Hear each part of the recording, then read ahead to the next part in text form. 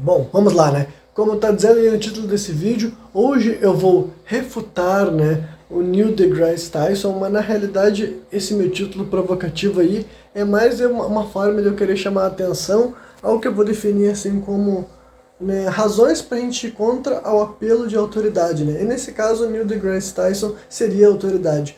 Eu vou falar mais especificamente não uma história que ele viveu e também não algo que, assim, que seja parte do estudo dele, mas é curioso o tipo de narrativa que as pessoas escolhem passar adiante, né, por qualquer razão que seja. Há uns 5 ou 6 anos atrás, teve uma vez que ele foi no GRE, né, o Joe Rogan Experience, o podcast do Joe Rogan, e lá tem um momento que o Neil deGrasse Tyson está fazendo uma explicação sobre como Cristóvão Colombo meio que passou a perna num grupo de indígenas que habitava a Jamaica, né, que naquela época não seria a Jamaica. É um evento que rolou em março ou fevereiro de 1504, então está praticamente fechando 500 anos, né, 520 anos para falar a verdade, né, 520 anos desse evento. E basicamente a história seria que na terceira ou quarta viagem do Cristóvão Colombo para as Américas, né, que a principal parte que ele chegava é a região que hoje a gente chama do Caribe e também na Jamaica, ali já tinha povos indígenas, povos nativos, que eu hoje em dia tenho, né, já vi mais de uma fonte falando que se trata de povos que anteriormente habitavam a Amazônia e foram subindo e depois fizeram morada nas ilhas ali do Caribe, incluindo a Jamaica, né? Então pode ter sido isso a origem desses povos ali. E o ponto seria que Cristóvão Colombo teria ficado 6 meses ali convivendo com esse povo, até que chegou o inverno na região e eles teriam que começar. Eles não produziam muitos recursos, sabe? O plantio deles não era uma colheita de abundância, então daí eles não iam mais fornecer alimentos para os espanhóis, na verdade, né? Porque Cristóvão Colombo nesse momento estava numa navegação espanhola. E daí o Cristóvão Colombo teria dito que, olha só a história, como ele tinha lido num livro que ele tinha acesso que rolaria um eclipse solar, não, um eclipse lunar, né, especificamente uma lua vermelha, né, a Blood Moon, aquela que a lua fica avermelhada e tudo mais, ia rolar em tal data. Ele prometeu para os nativos ali da região que se eles não fornecessem alimentos, etc e tal, ia acontecer isso. A cachorrada começou a latir aqui, espero que não atrapalhe muito o meu áudio, né? Enfim, e daí, os nativos da região forneceram alimentos, aí prometeram que se isso não acontecesse, né, a lua ia ficar vermelha, ia punir eles, ia mostrar que o Deus deles é mais poderoso que o Deus dos nativos.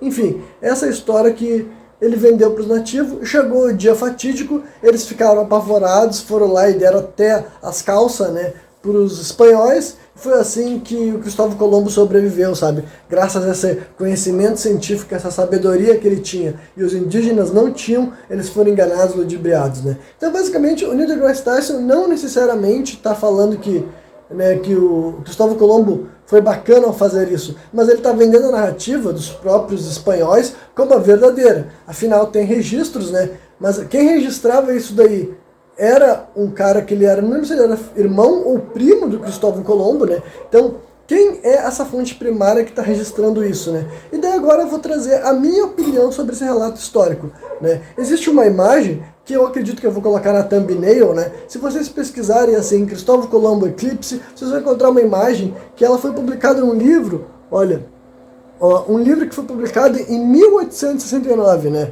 E o nome do livro era O Romance da História Hispânica com Ilustrações. Eu já tô dando risada, porque olha o nome do livro, né? O Romance da História Hispânica com Ilustrações. Um livro de 1896, tem aquela imagem bem estereotipada, assim, sabe? Do homem branco, que embora ali seja a imagem preto e branco, né? Mas o europeu de ascendência, né, e italiana, fazendo uma retroanálise, né? Genovese ou então de Florença, ele pega lá e ele sabe o que vai acontecer, os indígenas estão assim se ajoelhando diante dele, sabe, estão impressionados com a sabedoria, com o conhecimento, né, desse sujeito. Né, uma ilustração de 300 anos depois para corroborar com essa narrativa que era descrita assim em documentos que Não sei muito bem como é que funciona a verificação do próprio documento, né? Mas só porque alguém está dizendo que as coisas aconteceram dessa forma, tem gente que assume que foi assim. Então eu digo para vocês daí, trazendo uma análise minha, uma reflexão minha, baseado assim, né, em questão antropológica também, sabe, arqueológica, refletindo, né, sobre várias histórias, várias narrativas sobre o comportamento humano e tudo mais. Eu digo pra vocês que essa história em específico, eu acho que ela nunca aconteceu, tá ligado? Eu acho que as coisas nunca aconteceram dessa forma. Eu acredito que se foi escrito exatamente isso, já foi escrito como uma mentira, que pode ser deliberada, ou no mínimo uma romantização, sabe? Enfeitando eventos que não rolaram dessa forma, e tem diversas razões por isso. Em primeiro lugar, olha, historicamente falando, todo mundo diz que os espanhóis, nesse período da conquista deles, eles eram muito sanguinários, muito bárbaros mesmo, sabe? São descritos como mais violentos do que até os portugueses, os ingleses, né? Os conquistadores espanhóis que chegaram aqui no Novo Mundo dizem que com eles não tinha papo, não tinha comunicação mesmo. Outra coisa interessante era isso, 1504. Entendo que não existia ainda Estados Unidos, sabe? A recente tinha começado a ideia de colonização na América, e na verdade nem era colonização ainda, era só navegações para ele pegar alguns recursos e ir embora, só uma exploração, o termo mais correto, né? O Brasil, por exemplo, para efeito de comparação, tinha sido descoberto, né, que eu não acredito também nessa data como descobrimento, em 1500, então pensa que isso daí também não existia no Brasil, as Américas meio que não eram para ser nada. Então a pergunta é, quem era esse intérprete, sabe? Quem era essa pessoa que estava dentro do navio dos espanhóis, que conseguia fazer a comunicação entre os nativos para conseguir passar essa mensagem tão clara e elaborada, entendeu?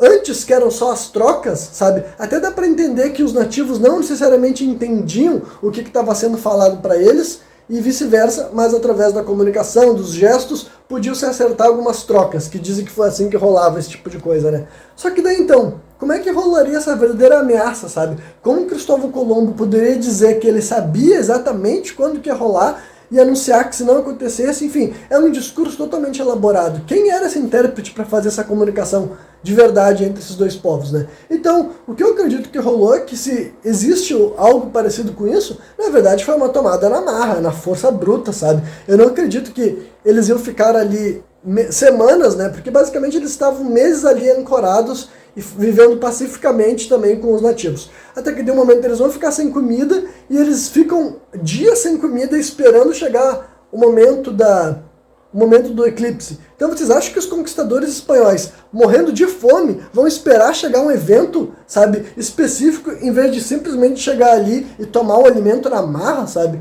Simplesmente não faz o menor sentido dentro da historiografia geral, sabe? E por fim, eu já ouvi mais de um relato histórico dessa história dos indígenas serem enganados por um homem branco que sabia de um evento assim, sabe?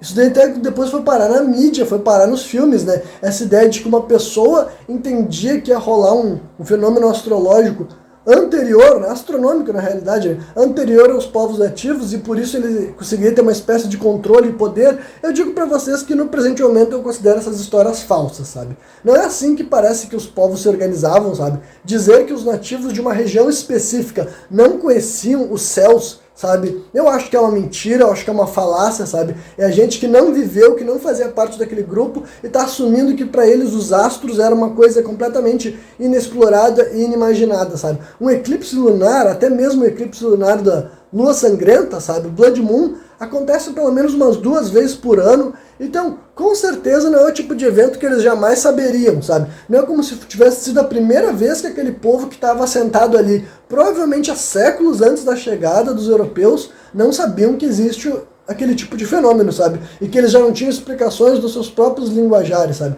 Eles não tinham toda uma história, e quando eu digo uma história, também não foi criada por fabricação, sabe? Eles tinham outros fundamentos para sustentar aquela comunidade. Só que eu não tenho uma visão de mundo que acha que esses fundamentos eram superstição e tudo mais, sabe? Então, basicamente, eu não acho que isso tem chance de ter acontecido mesmo, entendeu? Eu acho que isso daí ou é uma mentira deliberada por quem viveu aquilo lá, simplesmente porque é uma história muito melhor de se contar, sabe? Política existia desde aquela época. Achar que as pessoas não sabiam que mentir, manipular, contar uma história diferente da que aconteceu não fazia parte da realidade, é ingenuidade ou mau caratismo puro. Definitivamente as pessoas que faziam declarações, sabe, sabiam que essas declarações têm impacto e sabiam mascarar, sabiam manipular, sabiam fomentar uma narrativa para avançar agendas. Isso não foi inventado no século XIX, no século XX, como as pessoas podem parecer. Então basicamente isso, tá ligado? Essa história do Cristóvão Colombo para mim é uma grande mentira, e o fato do Neil deGrasse Tyson ser um gênio não impediu ele de não perceber dessa forma.